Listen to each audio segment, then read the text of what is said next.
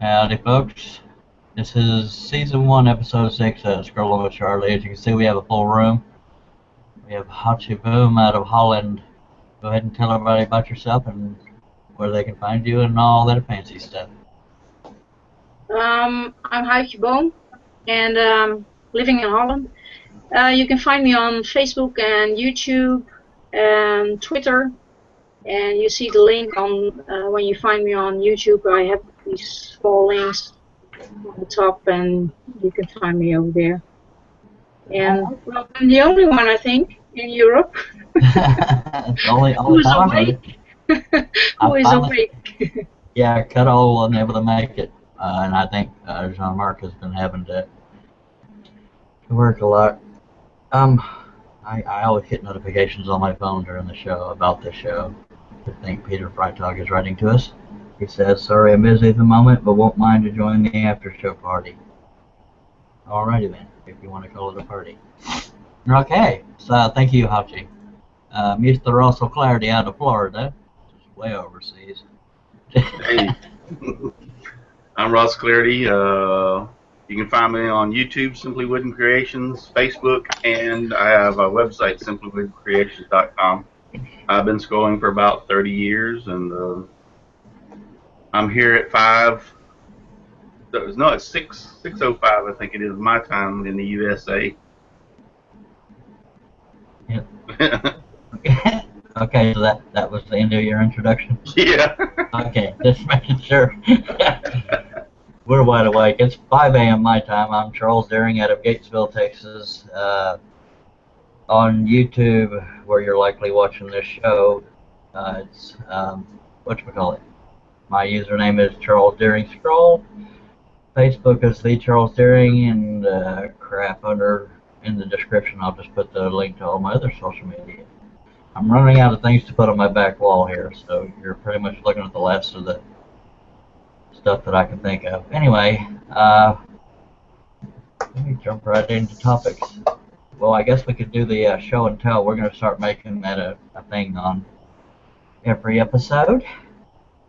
So, in the event that Hachi happens to have something next to her, do you have anything you'd like to show that you've been working on? Well, I made it my first YouTube video. That was an experience. Oh, good deal. Good deal. And the only thing I made was this, you call it, a cell phone mount for on your tripod. Oh, good deal. So I used the scroll saw to make the back, and well, the rest you can see on the YouTube film. And that's the only thing I did this week. Next week I have more time because we have 1 week semester, so I'm lucky I have some time for myself then.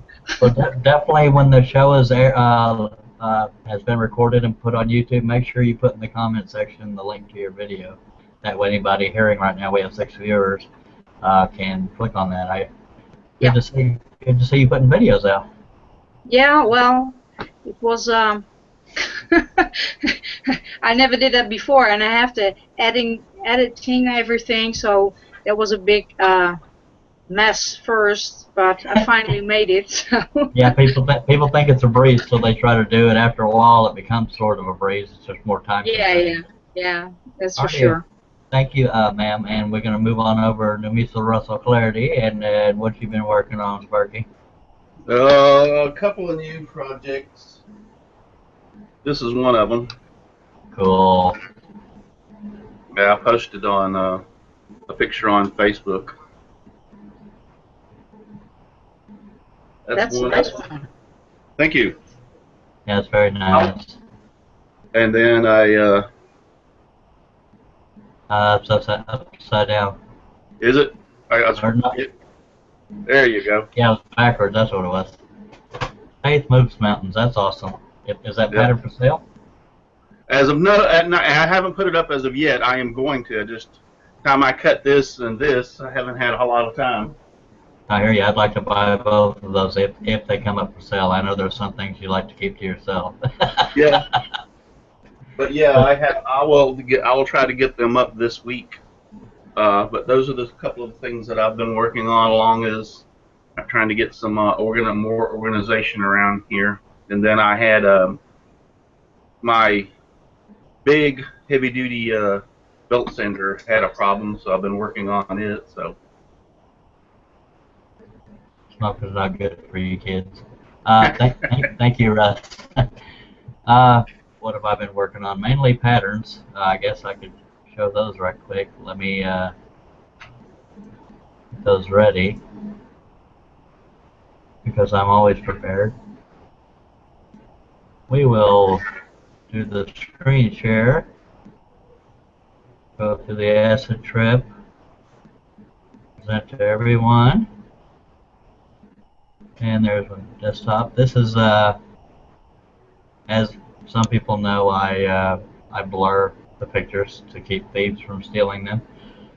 I've been doing Native Americans, some people call them Indians, but anyway, this one is Longfeather, he's a Dakota chief, and this is Running Antelope, he's a Dakota chief. There was another one somewhere, right here. This is Sitting Bull. He was a Dakota chief. This is Sitting Bull's son. I believe his name is Louis, believe it or not. But that's the patterns I've been working on. But the main thing I want folks to see is this. Okay. Now I've done 14. Yes, I'm spamming. That's what I'm known for, so I might as well make the best of it. But I'll let you read the text while I'm saying it. But if you were to buy all of these 14 ebooks separately at $9.99, you'd be paying $140 approximately. I'm trying to offer them for $100. That way you save $40. Or you can get just 7 of them, which is half of them, for half the money, which is $50. You pick those 7. That's what I'm trying to do right now because I'm trying to pay off some debts. I know we all have debts, but I don't like having to owe people money. And the guy that helped me build this site, he is not hounding me in any way, shape, or form, but I want to get him paid off because he did me a very good service by doing that. So let me stop screen sharing and stop presenting, and then where am I? Good Lord. Stop presenting, stop screen sharing, and the world is back to normal. Okay, June Bingham writes, "Good day, guys. It's June from Australia. Sorry I missed the last couple of episodes. Been away and sick. I hope you're doing better, June. And you're welcome to jump in the room if you would so choose." Fran Benson says, "Great job, Russ, by the way, on your pictures." Thank you, Fran and June. thank you. Sorry, I didn't mean to That's all right. your response to that. All right. I hope you get to feeling better, June, if you haven't already. Okay, we have 6 viewers. Some people are really that bored. I'm just kidding. This is a very fun and exciting show, and I have the camera on Russ while I'm talking. Okay. They wanted to see me anyway. Yeah, good old Frank Tart. I'm only here for Russ. Did you have enough advance notice to get any kind of recording of your shop or a way of showing us your shop, or is that impossible right now? I saw the link last night, so I didn't have any time to show you the things in my shop, but I will make it, and I will show you later on. Okay, so yeah. I'm sorry I didn't have any. That's no problem. We can always do that next show. Russ, Yeah. Russ always joins us from his shop, so all he has to do is pivot the camera around. I actually had to take a video, which most people are going to laugh at, especially Mark Stallings, because he's just that friendly. But Russ, would you like to show everybody your shop, sir? Well, I don't know if I can too much. Well, I mean, I have a laptop, so it's like wired in and everything. But this is basically my tape or my bench where I put everything together. In other words, if I'm going to do any kind of assembly on a project or whatever, I mainly put it together right behind me here. I have the glue station, if you can see it. Yeah. The glue station's up there. I have various other amenities over here, and then I have the essentials. I have surround sound with DVD, Blu-ray, a 42-inch television, all up there. Those are the essentials that I have to have. In other words, he has a palace, but go ahead. And then on around, this is my main toolbox over here where I keep my tools, and actually my other laptop. There's the heater I tell everybody about that keeps my shop warm. Yes, Florida and Texas have actually been a little bit cold here lately. It was 40 degrees outside this morning when I come out here in my shop. That's not bad. It's actually kind of pleasant outside here. It's 55 here in Gatesville, Texas. No, it's rather good. But not last night, night before last. So I guess it would be Thursday night, Friday morning. Friday morning when I woke up, it was 31 on my back porch. By the way, since we're talking to mainly international viewers, we're referring to Fahrenheit. Yeah, Fahrenheit. Celsius. Yeah. How to bloody heck! I used to be able to say your name without stuttering. What? What's the weather been like where you are? Well, we had rain, a lot of rain yesterday, and today it's a little chilly. And I live near the seaside, so we have wind from the sea, and it's cold wind, and it's about 6 degrees Celsius. So I think it's about 31 in Fahrenheit. Okay, what time is it in Holland right now? It's 12:15. Noon. So that would be noon. Okay. Yeah. That's not too bad. Good deal. So you didn't have to wake up bright and early for this. Oh. Okay, I asked Rush. Okay, now I chose to, because my shop's in the back of the house, I chose to make a video so y'all can, and you're gonna laugh because I just recently put up some cabinets, so it's not organized yet. I just put the cabinets up and then been working on patterns, so I haven't put anything in the cabinets yet. But that's fair warning for the 9 viewers. Please don't projectile vomit and choke on your beer while you're laughing. Of course, you shouldn't be drinking this early anyway. Anyway, I'm going to screen share once again. You are on a Google Plus acid trip as I set this up. There we go. I gotta turn down the volume and narrate. This is going to be my new little opening. That's my signature made out of wood. About 5 inches across.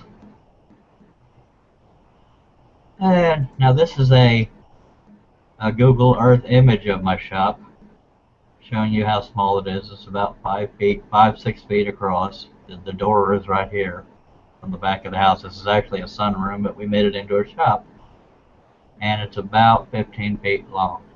Now the reason why I show you all this is the property line. If I had the money to build a giant shop, I have all this land I could put it on. So that's what's so depressing about it. But that picture should go away here in a second, and you will see utter chaos on my workbench. Yeah, see how pretty that is? Look at that. I recognize that. I know you're jealous of that, Russ. Come on now. Yeah, mine ain't like that. You can see it behind me. I got stuff piled up around me just to show. But I hear you. Now, what you're seeing along here, can y'all see my cursor when I move it? Yes. Okay, this is a metal workbench. Luckily, I have that. So that's what started my organization, but I'm going to keep the film rolling. And I know this is utter chaos. This is crap, because when I was putting up the cabinets, I had to move a lot of crap. And there's the cabinets. I used the French cleat system to put those up. And after the video's over, I can explain what French cleat is for anybody who doesn't know. You'll see me start pointing at tools. That's my compound miter saw. That is my disc and belt sander. That is an oscillating spindle sander and a belt sander.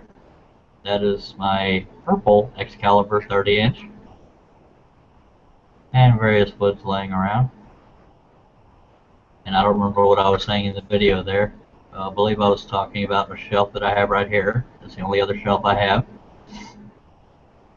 And there you can see it's 5 feet, 6 feet. And this is the length of it I'm showing you. It's 15. There's doors leading outside if I choose, if I could get there.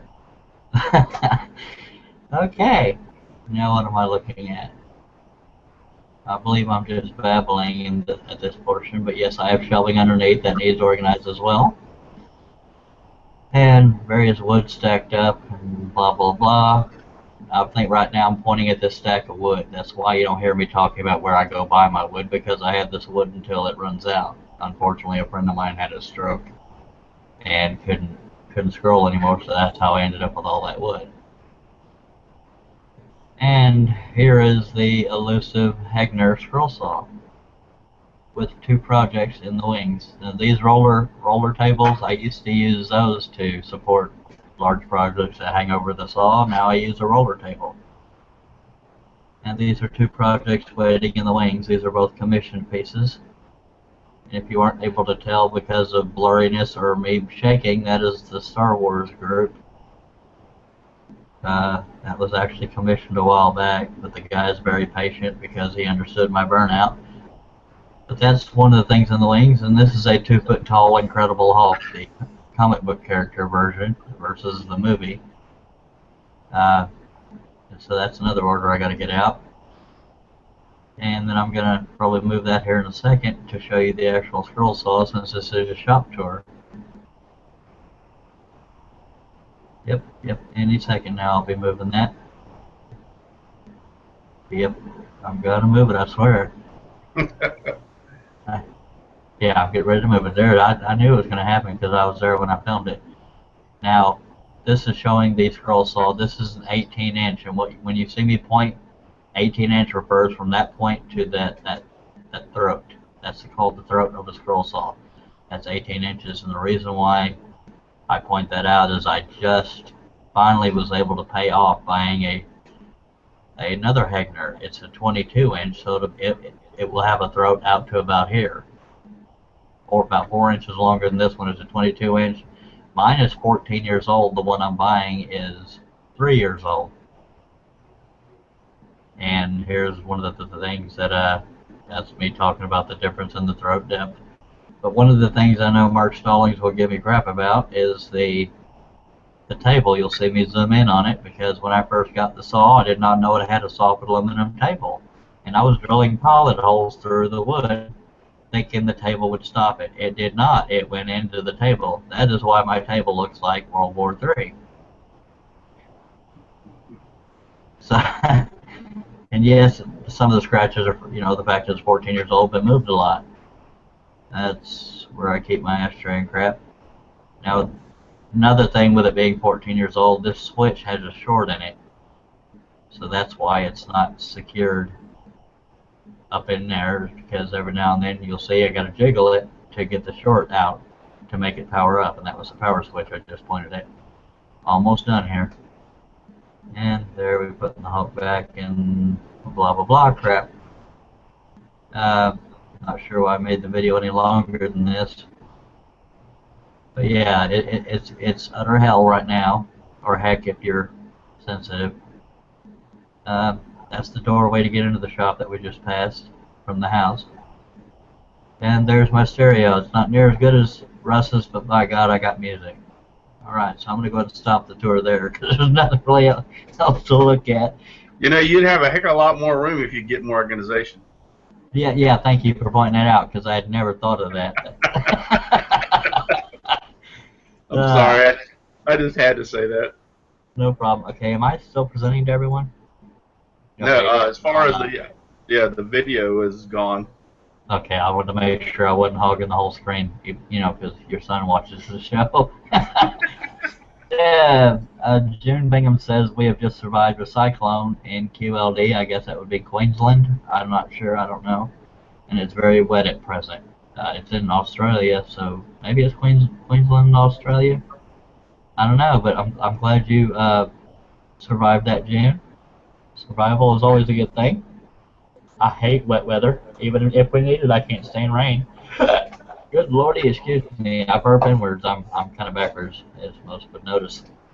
Okay, so that was my long, laughable shop tour, as my first one was. So I guess since we have so many viewers, we have 9 viewers and a full panel here, we're going to go on to Hachi and ask, how do you prepare for scrolling? Do you sand the wood ahead of time? Do you adhere the pattern to the wood? Do you draw it on the wood? All this. So I don't you say that I put the wood on. I put paper. Sometimes I use a glue stick to put it on on the wood, the paper on the wood. If I have a pattern or something, I put it with a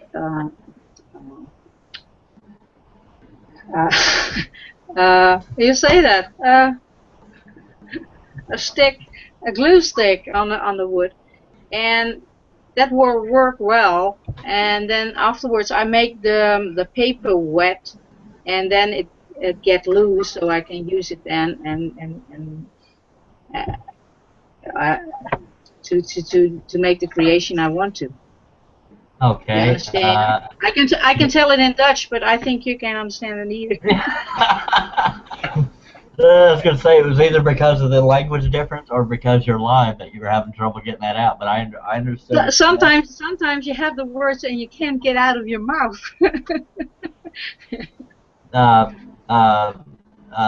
Thank you, Hachi. In the comment section, Fran Benson says, Charlie, you didn't show the TV in your shop. Well, Fran, that's because, number one, I can't afford a TV for the shop. Number two, Dust would get all in it, as you saw how crappy the shop looked. But I'd love to have a TV out there. I could watch NASCAR. I'd never have to go in the house. My wife would love that.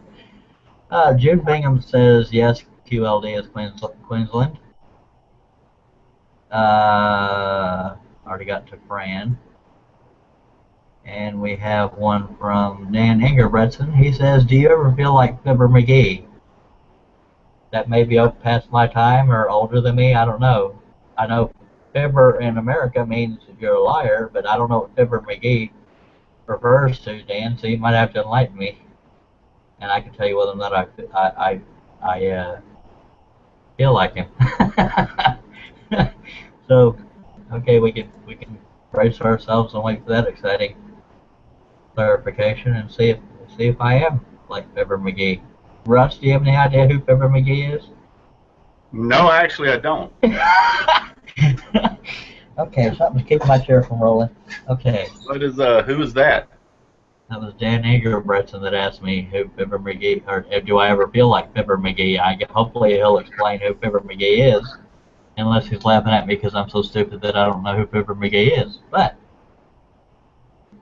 God, we're only 30 minutes into the show and I'm on the last topic, so we're going to be doing a lot of talk here. Well, I can break here, right? We have a couple people that are on YouTube. One person, it's not a name, it's DWSSR. Yeah. Yeah, said that, is there a place, or is there a question and answer section besides here? So I posted the one to our Google Hangout link where they can watch the show and ask questions. Yeah.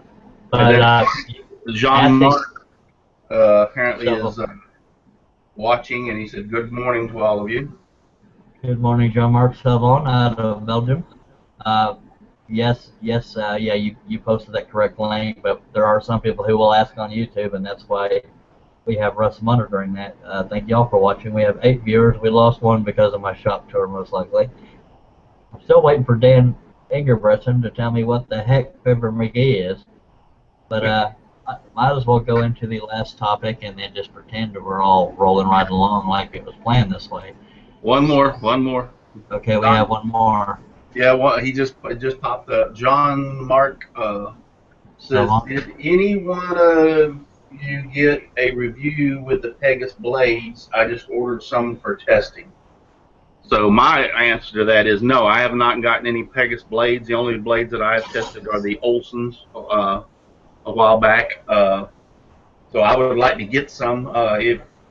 I think somebody one time gave me a link, so if anybody can remind or refresh my memory by posting the link to where I can get them in the US of A, I will see about ordering some and trying them. But Jean-Marc said, Saban said, I guess he's going to test them for us, and maybe we'll get a report from him. Good deal. Thank you very much, Jean-Marc. And in the Q&A section of the actual chat, Dan Ingerbretson explains who Fibber McGee is, so we're about to find out if I feel like him. Fibber McGee had a closet that was so crammed and unorganized that every time he opened it, everything would crash down. Yes, that would be me. Yeah, because before I filmed that, I had to pick a bunch of crap up because when I had to get my brother to help me, even though the cabinets were small, trying to hang them up over a bunch of crap fell off of the workbench. So that was, a lot of dirty words and stuff being spoken, and Mike Stolberg, uh, which has popped in on the show once, but he was at work, so he couldn't stay. Thank you for watching, Mike. He sent us a Wikipedia link as to who Fibber McGee and Molly.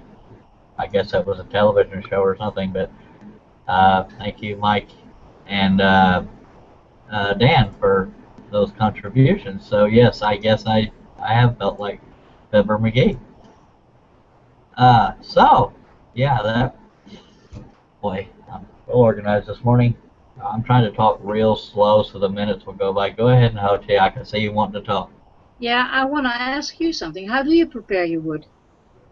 Oh The yeah, straw. I never answered that, did I? Neither did I. He Oh, didn't give me the you both opportunity.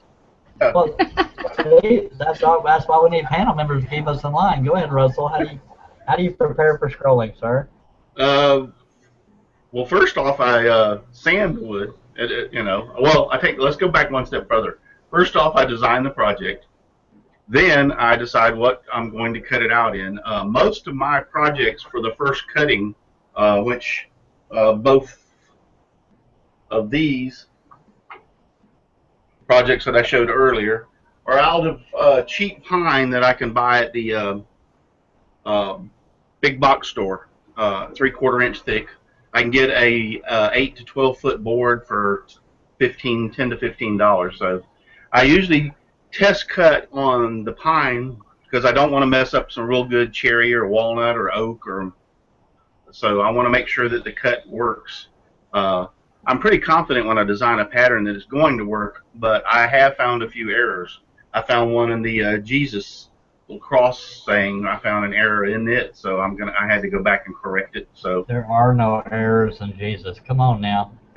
well, I know it was my error in part of it. So, anyway, but first, and once I pick the wood, I will sand it really good all the way down to 220 grit to make it really nice and smooth. Because using scroll reverse blades, I'm using ultra reverse now from Flying Dutchman.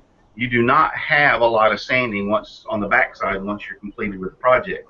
So if I get it really nice and smooth, showroom ready, so to speak, I don't have a lot of sanding once I remove the pattern.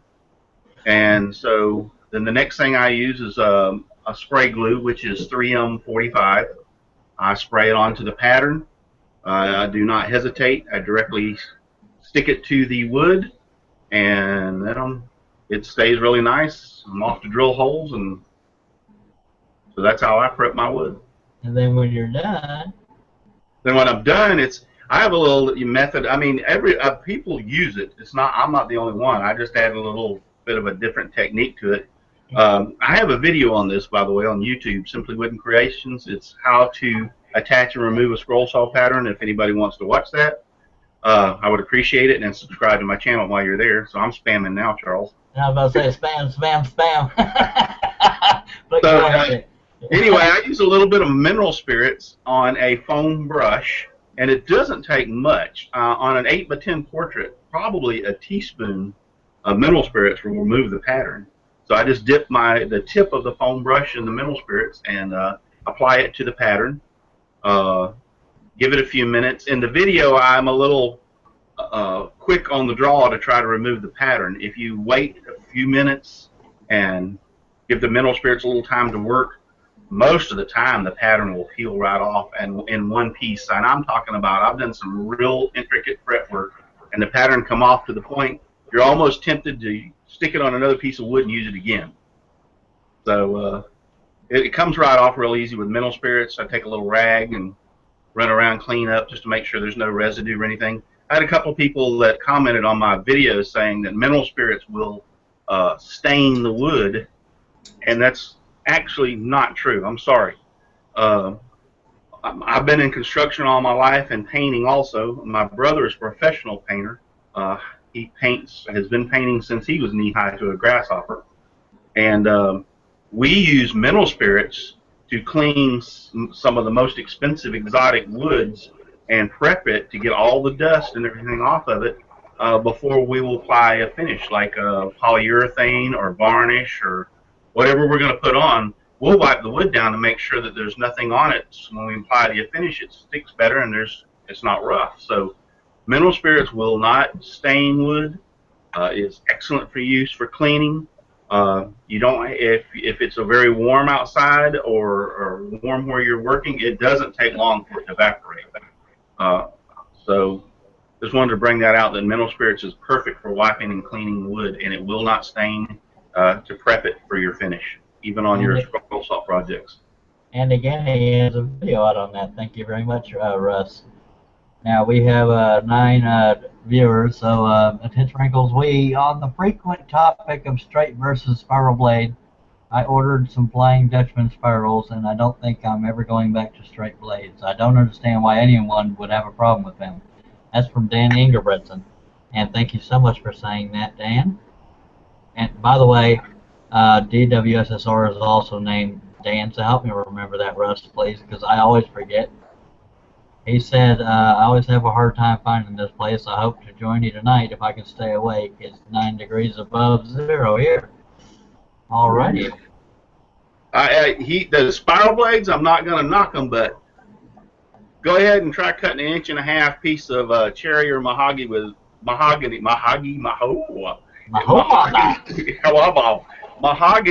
with that spiral blade and get back with me and tell you how you like it, because spiral blades, and Charles uses them, are great for portraits and stuff like that, and thinner woods.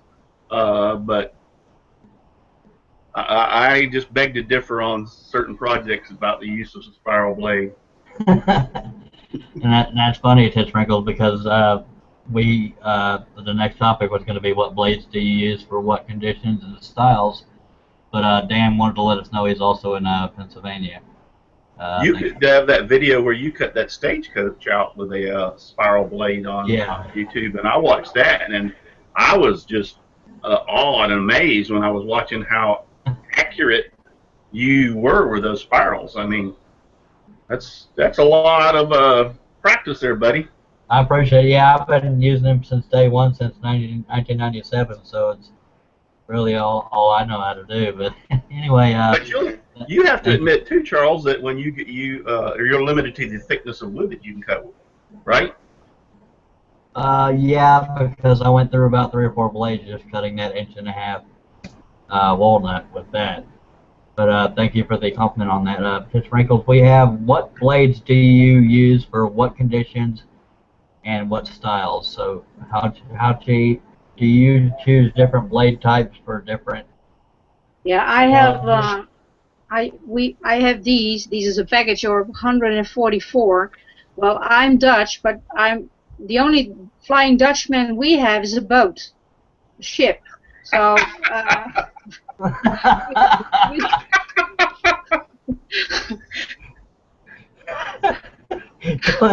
Go ahead. So that's the only Flying Dutchman we have, but I can sell these on the internet, and these are very good, and they are not so expensive either. So I recommend it for the European people can sell these, and these are not so expensive either, because Flying Dutchman, do you have 12 in the package? Well, you can order a gross. You can order a gross, okay. Which is 144 blades. But yeah. Tits Wrinkles, what brand name are those, and where can they be bought? Well, this is a brand name from the organization where I'm selling them. It's Opitech. I can put it on the link. Okay. And it's very cheap, and it's a shop in Germany. And well, they have different kinds. These are double teeth, and I have skip. Skip teeth, and I use the number 3 and the number 5 the most. That's the numbers I use with the spirals. Yeah. Thank you very much for that. Mike Stolberg says, LOL. Davy Jones, baby. I guess referring to the Flying Dutchman. Thank you. Thank you, Mike, for that. Okay, Ted Sprinkles. Russell, what do you use? Do you change your blades as to what you're cutting or the thickness, or how do you determine what blades you're going to use? Yes, most definitely. I have a variety of blades. Matter of fact, this is my actually my blade holder I brought. I have this screwed down on my bench or on by my saw, so I can just reach over. Very easy to make. It's just a piece of a 2x4. And what I did was take 3/4 inch PVC pipe, which you can see here, and cut the pieces at an angle so that it would expose you can reach in and grab the blades a little bit easier. Yep. And just stuck them down into to the hole. If you make it really, really tight, they'll stay pretty good. They don't want to come out. You can pull them out if you need to, but they're in there pretty good. And that's how I keep this sitting right beside my scroll saw so I can reach over. And I just have them organized. These are number 1 scroll reverse, number 3, number 5. These are some spirals with flat ends. Some more spirals with flat ends. I think I keep the little. I buy Flying Dutchman, by the way. We never knew that. Mike sends the little piece of paper with the blades telling you what kind it is, and it gives all the information, the size, and how many teeth per inch. And I just take a little piece of paper out of the plastic and stick it down in here. Well, you can see I was kind of lazy because I still left some of them in the plastic. Yeah. I haven't taken them out yet, so these don't get it used on this end. These do.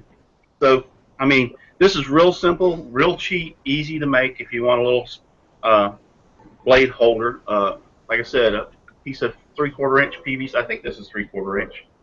I don't want to lie to you, but 3/4 inch piece of PVC. Cut the ends on the angle.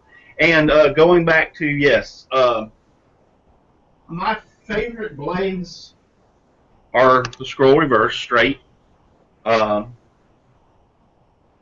And like a number 1, I can cut all the way. I can actually cut 1 inch thick cherry, and I have done it very easy with the 1. Now I will go through a few blades because it dulls the number 1s up pretty quick.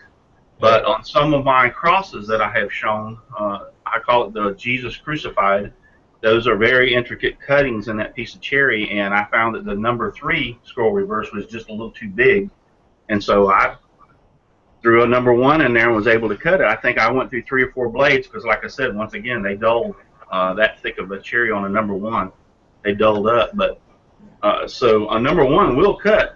And I use number 1s to cut 3/4 inch pine. Matter of fact, this one once again was cut with a in 3/4 inch pine with the number 1 Flying Dutchman scroll reverse. If you're going to go up to 3/4 1 inch, I would use a number 3 overall to cut the scroll reverse for 1 inch. Let's say cherry, oak, mahogany. I have number 5s that I can go up to if I'm viewing a real big pattern on some thicker wood. I've used number 3s and number 5s on 1.5 doing some compound cutting.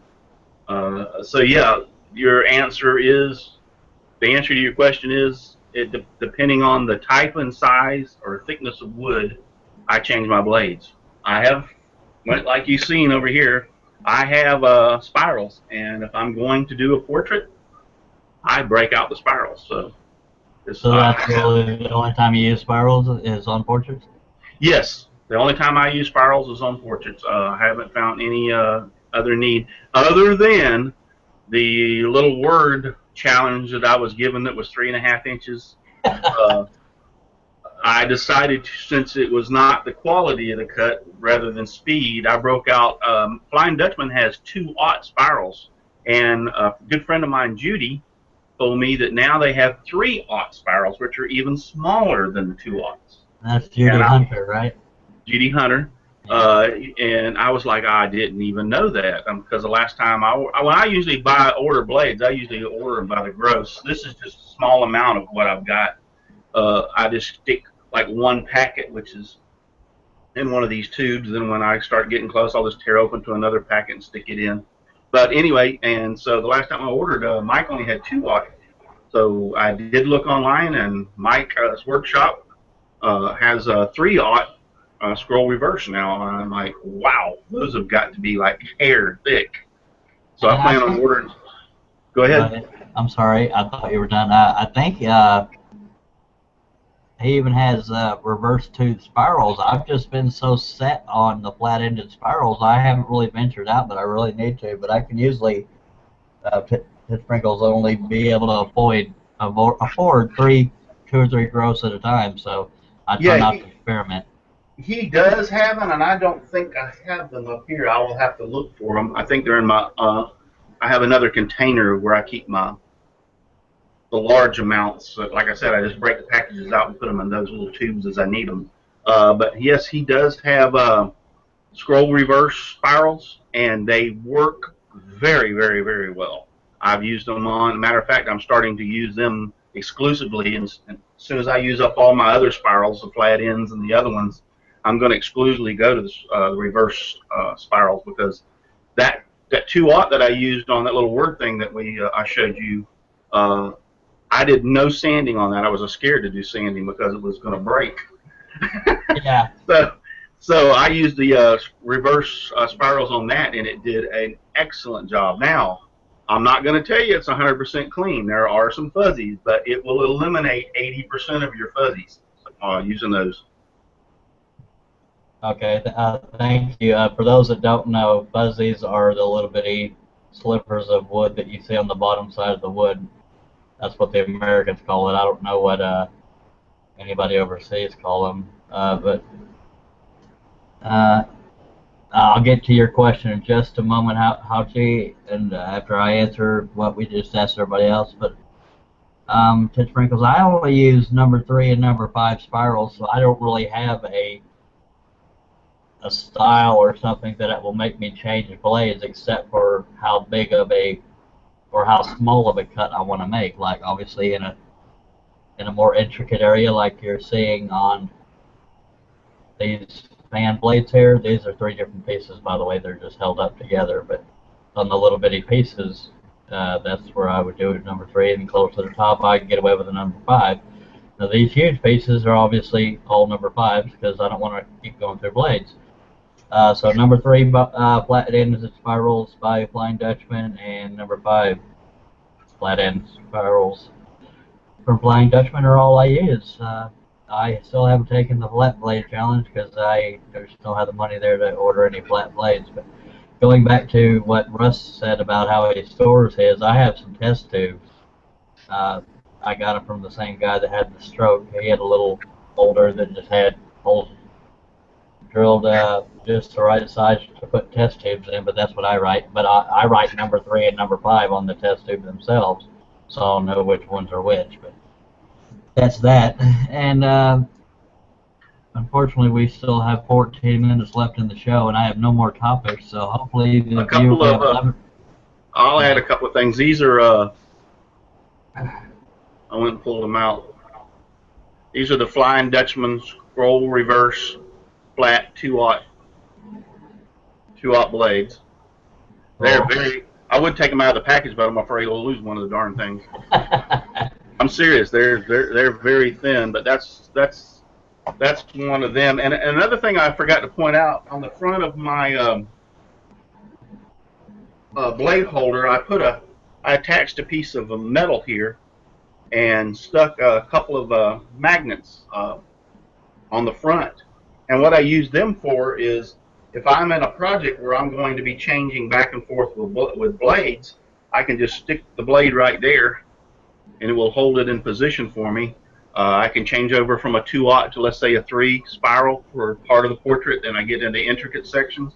I can pop that 3 out, pop it up here on the magnet, reach over and grab my 2-aught, put it in the saw away, and then I can just stick them right there on the edge of that magnet. So I thought that was a pretty neat idea, because yes, I do use blades. When I take them out, if I've only used them for a short period of time, I'll stick them there and use them on the next project. Well, I'll use them until they break every single time. I don't use them until they break, but I'm almost with you. I mean, I use them till either they break or I can tell they're just so darn dull. I got to get them out of the saw. So. Yeah, okay, yeah, once in a blue moon, especially if I'm stack cutting.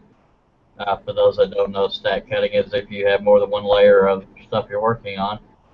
Uh, that would be times I've noticed in getting them dull. I just get sick of having to cut so slow. But there No, again, you on your when you use your spirals, Charles, how do you set your tension? Do you have it way high or? I don't know if you consider it high or low. To be honest, I just do it till I get that sound. One of my videos on Charles during Scroll, my YouTube channel, I believe it's in the Scroll Sawing Basics video. Somewhere in that video, you'll hear me pluck the blade, and I'll say that sound is the sound you want to hear. So I wish I could tell you if it's hard or soft. It's probably hard for most people, but I don't know how to compare it to the flat blades because I've never used the flat blades. I don't know if it would be the same sound or not, but that's just me. But you said something a second ago that reminded me of another topic, and now I can't think of it. I know that on those 2-aught, and Houchi has a question, and I'm going to get to you, Houchi. I just read it up there on the group chat. On the 2-aught, you have to be very careful on those. Those are so thin that you cannot crank. I have the Delta, which is equal to the DeWalt 788 scroll saw, and I cannot crank it all the way up. If I do, it'll pop the blade immediately. So I can only run it about half. I think it goes to 4 or 5 on the tension setting, and so I can only, if it's 5, I can only run it about 2.5, maybe 3 on those 2-aught because they can't take a lot of tension on them. And then Alchi posted on there, how do you sand your work? I guess that's directed to all of us. I use I mill a lot of my wood. I buy it, we call it 4/4 or 5/4, which that means 4/4 is 1 inch, actually 1 inch thick, unmilled. In other words, it's rough sawn. And I buy it anywhere around 10 inches wide. So it's a little over 1 inch by 10 inches wide. And then I slice it on my bandsaw, whatever I want to use. So after I get through slicing it, I run it through on top of my drum sander to remove a lot of the excess marks and stuff. And then I use a random orbital sander, disc sander, about 5 inches, a 5-inch disc. And I sand it with that smooth. I start off with a little bit rough, coarse sandpaper, depending 100, 120. Jump to 150, then all the way to 220, and 220 is my final sanding on the random orbital. And once I finish with the random orbital sander, it's ready to put the pattern on and go for it. Well, thank you, Russ. That's 2 questions I forgot to answer was prepping. I'm one of the few people that draws directly on the wood. I say directly on the wood, but I use, this is also the same stuff I use to make my patterns. I use transfer paper, and I just put the pattern on top of it, or the picture in the event I'm making a pattern. Okay, just to give you all a quick example, I'm not going to do it right now, but this is the next pattern I'll be coming out with. It's Indian, I don't remember his name, but when I post it, that'll be his name. But I put the transfer paper behind that and a clean sheet of paper under that, and that is how I put my picture on the wood. I don't, in hindsight, I should probably sand the wood smooth, but I usually am sanding off those transfer lines anyways because I don't always follow the line because I'll change my mind as I go. But that was speaking of prep work. And how do I sand my work? It's basically like a puzzle. Okay, I'm going to use this horse as an example. Because of all the little brittle areas like this, see, I'm doing it backwards because it's a mirror image to me. But anyway, that little piece sticking down, if you tried to sand that with a palm sander, it would probably vibrate and break. So I put the piece that I cut out back in there. And it's like you keep as many big pieces as you can, and that makes more of a broad surface for a random orbital sander to use. And that's how I sand most of my work, especially for the lines. And on the backs, I will use a palm sander as well, but occasionally a needle file. because Ted Sprinkles, the amount of fuzzies on there are still going to be there because I'm using spirals. But not to jump right out of that, but June Bingham says, is there any uses for broken blades? It's a shame to throw them out when they're still good. Not that I break many these days. And June, that's funny that you say that, because I save every broken blade if it breaks right at where the clamp was, because that's still long enough to use. It's just what I call my emergency blades. In case I don't have the money to buy new ones to restock, I'll use those shorter ones, and you just have to set the tension differently because they're about this much shorter because of where it broke off right at the blade. But thank you very much, June Bingham, for that question. Ted Sprinkle, Russ, do you have any kind of topic you'd like to bring up with the last 6 minutes we got, or Howchi, do you have any kind of thing? No, not anymore. Okay. You use a needle file to go between these small holes on like the pattern on the horse. Well, I use it anywhere because of the fuzzies we were talking about earlier that get on the backs of them. It's a little bitty needle file. They're called needle files because they're so small, but I use them at an angle to just file off the little fuzzies. You can use sandpaper too, I guess, but it'd be a little easier. And I believe Russell's holding something up. That's a needle file, but I use one that's flat. Yeah, they come in. Yeah, I use the one that's up top. Yeah, the one that's up top is the one I use. I use a flat one because that gets in tight spaces better. But okay, we have 11 viewers. So, Ted Sprinkles, do y'all have any questions, comments, answers, ideas for future show topics? Anything in the last 5 minutes of the show?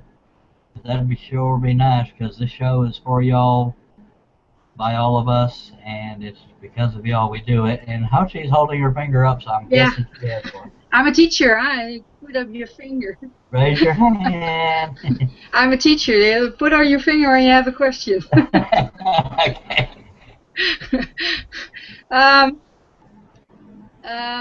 Is it true that if you put some packing tape on it, it's against burning? Is that true? Sometimes. I'm going to let Russ answer that if he's available, because he's addressed that before. If you cut quickly and aggressively, also depending on the wood, cherry tends to burn more than other woods, but it also depends on if you're cutting quickly and or aggressively as to whether or not it'll burn, but I'll let Russell address that. There is two schools of thought on that. Some people think that adding the packing tape to the wood lubricates the blade and helps prevent burning. I'm not going to tell you 100% sure that it does not work due to the fact that I'm not a scientist or able to go into the details of how the tape is made and how it keeps the blade from burning. But with my experience, it did not help at all. I use a very sharp blade, the Flying Dutchman brand new. I cut anywhere between 1 to 1.5 inch cherry, mahogany. Cherry, I think the reason a lot of people get burning on cherry, for instance, is cherry is kind of an oily wood. That's where your burning comes from. If it's a dry wood, I mean, it's not going to burn, but cherry has a oily tendency, so to speak. There's several other words. Babinga, I think, is one of them that has purple heart. Those are kind of like exotic woods, and they have more. I don't care if it's kiln dried or if it's been sitting there for 20 years. The oil is still in the wood, and that's where they're getting a lot of the burn from, is from those oils. It does. I don't use it. I've tried it. It didn't work for me. It didn't help the burning. Others have used it and swear by it that it helps. So I would just suggest, if you want to try it, try it. It's not going to hurt. But I will have a little comment about that. I did try for a while, and I was having a lot of the problems I was having was when I put the packing tape on top of the pattern. If you get any kind of a little void or don't get it on there real tight, as soon as you come into that area, sawdust will go underneath that packing tape, and you can't see the pattern anymore. And that's really you have to be very careful about how you get it on the wood.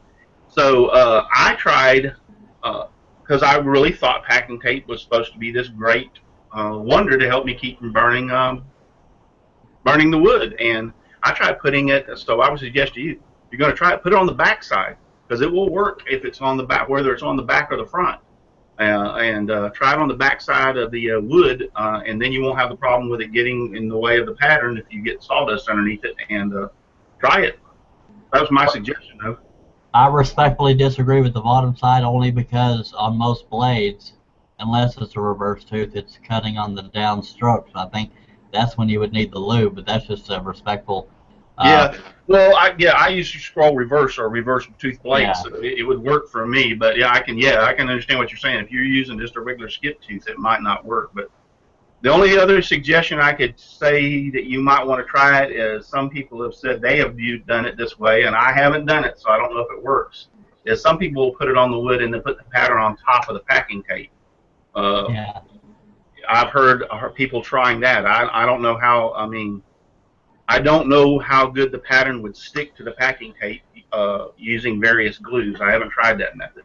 I might try it just to experiment, so I can make a video out of it and post it and show people that it works. But I just didn't find that it worked for me. Well, also, if you were to tape or glue the pattern to the tape, you could use very strong glue, and it wouldn't matter because you're throwing all the tape away anyway. Yes. But I've never taped one down because, well, I have, but that's why I draw it on the wood, because the spiral loves to pull up the paper. So, and you talked about the sawdust underneath it, but to sprinkle in the Q&A. I will tell you another problem that I found too with the packing tape little issue. If you're doing small pieces, which I have done small work in 1-inch thick cherry and oak and mahogany, and that is that even though you're using the your mineral spirits has a very hard time getting underneath that packing tape to get into the pattern to release the glue. And I have broke pieces off trying to remove the pattern with the packing tape on top. And that was another issue with me, that I would rather, blades are cheap, I would rather go through 6 blades on my project rather than, if let's say that packing tape works and I only use 3. I'd rather go through 6 and not use it than use it. Oh, thank you for that. Another thing about Purple Heart, it's also a very hard wood, so that's going to encourage burning because it's cutting so slow in the same area. But in the Q&A section we had, oh, by the way, we were referring to wood. We've been talking about pine a lot. I don't know about other countries, but in the U.S., pine is one of the cheapest woods that I'm aware of. But in the Q&A section, Dan Ingerbretson says, whether tape lubes or not, I tape it up so the pattern doesn't come loose. Thank you, Dan, for that. And Bob Rawson says, could the tape help clear the teeth of the blade, thus help with a cleaner cut? And technically, maybe, Bob, it does, but I don't think those teeth really get clogged, because it's not like even though a spiral blade, I don't think it's like a spiral drill bit where it has channels that it could get caught in, but maybe it does clean it up. But I don't know that that's known for that. Well, if you're using a flat blade, the kerf naturally clears the sawdust out of the way the blade's designed. So I don't know. I would imagine it'd be the same for spirals. I'm not sure. Yeah. Page 358 says, do you have any suggestions to help with cutting down on vibration? I have my saw bolted down, but sometimes it feels like it's going to bounce right off the bench.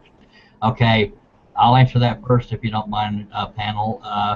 Sometimes that means the surface you have it mounted to maybe doesn't have enough support underneath. Like if it's a wooden workbench, maybe you need to add another 2x4 or something underneath to stabilize that, or maybe bigger bolts torque down harder. I honestly don't know other than those 2 things, because if you have it on a bench and it's bolted to it, then it's got to be the bench that's doing the vibrating. It might be a lightweight bench. It might be not enough support right up under where the saw is. But I'll let Russ and then Ho-Chi. I would agree. I mean, if it's a heavy-duty bench, I made my stand for my Delta so I could sit down. Matter of fact, I'm using the same chair I'm sitting in right now to scroll on. It's an office chair with no arms that swivels and rolls. And I used a 2 by 12, which is a 1.5 inch thick piece of wood by 11.5 inches wide, and bolted my saw to that. Now, between the workbench and the saw, I would recommend, and that's what I did, using some kind of, I would call it an anti-vibration pad. Mouse I got one pad. too. Yeah, like a mouse pad. Yeah, well, Yeah. a piece of rubber. Now, what I did is I had some real thick carpet that I have had in the shop, and I use it for various things. If I've got a real delicate, matter of fact, I got a piece of. Give me 1 second. I put some, like the mouse pad, I had it on my scroll saw too. Yeah. It works right. This is a piece of carpet that I had off of a job that I did. Real good wool backer, or I don't say wool, but backer Nice. to everything. But yeah, look, it doesn't even want to bend. It's so it's commercial grade carpet is what it is, and we used it on a job. And I kept some of the pieces. I use this particular piece. I put it on top of my bench to keep the wood from being marred. If I'm going to do something delicate, I'll lay it on top of this, and I don't have to get worried about the wood getting marred by the wooden bench. But use something like carpet, rubber, mouse pad, like Houchi said, something like that between the saw and the workbench. And I call it an anti-vibration pad. They actually sell those. Sloan's wood shops online sells anti-vibration pads. I think they're $15 for a sheet that'll go underneath your saw. But anyway, put that underneath your saw and then bolt your saw. The bench has to be of thick, heavy-duty wood, and it also has to be, like Charles said, bolted down, because you get it nice and bolted down. Now, another thing I'd like to bring up: what kind of saw is he using? yeah, I was going to say the same thing. If it's a Harbor Freight, no, all due respect, Harbor Freight, if it's a low quality saw, that itself could be the problem. And I know a lot of people overseas that have some of the lesser known brands will say that they didn't realize how bad their saw was until they got a newer one and realized that it was their saw that was so vibrating. And I don't mean to jump over you, Russ, but well, I was thinking the same thing you were. What kind of saw is it? Because the cheaper saws, I'm sorry, have a tendency to vibrate more than the more expensive saws. So if it's a cheaper saw, but once again, I think it will help you if you use thick wood, heavy wood, anti-vibration pad, and bolt it down real good. That's it. If it's still vibrating after that, then get rid of the saw. Absolutely. June Bingham says, what do you all recommend to clean the table of the scroll saw without leaving an oily residue which could soak into a workpiece? I would start by suggesting rubbing alcohol. Or a degreaser, maybe. I'm not sure about the degreaser because sometimes the chemical makeup can eat away at stuff, but rubbing alcohol may be one thing. But Ted Sprinkle, Russell, do you have anything you would recommend to wipe off an oily table? Rubbing alcohol, yeah, definitely one of the top ones. If not, I use sometimes if I'm really worried about it, I use a paste wax that is designed for wood on my saw to make it slick. And if I get a buildup or want to remove that, I use lacquer thinner. Wear gloves and be in a ventilated area. I know I'm having problems talking this morning for some reason. Your tongue's not awake yet. I haven't had my second cup of coffee. I'm still on one, so. I'm on my first bottle of Dr. Pepper, but well ventilated, and lacquer thinner will not leave a residue. It will dry off very clean. So that's just. But I'd be careful with lacquer thinner. But the first choice would be denatured alcohol or rubbing alcohol. Don't use the. They've got the kinds out there with eucalyptus or whatever. They're colored like green or blue, whatever. Don't use those. Yeah. Use the clear colored. I have a bottle. Hang on just 1 second. Okay, well, while you're doing that, I'm going to go on to Houchi because out of Go ahead. Houchi, do you have any way of getting oil off your table? Like a lot of times it's when you first get the saw. Yeah, I'm using alcohol to clean up. And I use beeswax to smoothen my table so it slides better. Okay, That's the thank way you. I do it. I appreciate that. That's one reason why I'm so excited to get this new saw. It's only 3 years old, and like if you saw my video in the beginning, just having the new table made me excited. But Russ is holding up 70% alcohol, Yeah, and don't drink alcohol. this. Yeah, alcohol. Yeah, it's not the kind of alcohol you can drink. Alcohol Yeah. evaporates very quickly too. Uh, but we have the Q&A filling up. Dan DAWSSR says, I use Johnson's wax was after it has been cleaned maybe with sandpaper. That's another idea to add a little, that or one of those scouring pads, or even a brush, wire brush attachment on a drill. It's completely what is up to you. Thank you for that, Dan. Let me move down the line. We got 2 more. Okay, to sprinkle. Page 358 says, thanks for the feedback, guys. What you all said makes perfect sense, and every now and then we make perfect sense. So that's on tape. So everybody has to thank you for that. He said, I think my bench surface needs an upgrade, and that's what I suspected, because if you got it bolted down, it's got to be the bench itself. And it can be as simple as putting a single 2x4 from front to back right underneath that saw, and it'll support that area. Yes, or heftier bolts. Go ahead. Yeah, that's exactly what you're saying. That's probably, it's just, and he even admitted it might not be, his bench might not be as, you need something underneath that saw, substantial, 1.5 to 2 inches thick. And then back to the, just wanted to show everybody, so back to what I wax my table with. You can buy this in over here in the USA at any big box lumber store, the big H or the big L. On Depot Lowe's. Yeah, that's what I use to, I clean my table and wax it with this. Actually, I use this on a lot of my, I use this on my planer, top, my bandsaw. There's several tops that I use this on to help keep it from rusting. Yeah, I'm ashamed to say I've never waxed a table on any tool, but I've never had a problem with dirt or rust unless If they're cast iron, well, now the Delta is cast iron. Yeah, cast iron will get that surface rust. Yeah, your aluminum Hagner, yeah, you're not going to get rust on that. No, the wax would only maybe make it a little bit slicker for you, but yeah, all the cast iron tables, they will rust. Trust me, I don't care what kind of shop you have. If the humidity, especially here in Florida, it'll get to it and rust it. Yeah, the Hagner won't rust, but it'll, by God, get scratches and little divots, especially if you're dumb enough to drill into it like I did. Bob Rawson says, I have cheap saw bolted down solid to 1.5-inch hardwood plywood, and there's only a little vibration, but nothing to bother about. Thank you for that. And okay, I'm trying to think of how to give you a visual. Thank you, Bob. Let's say you have a rectangle workbench, which most people do.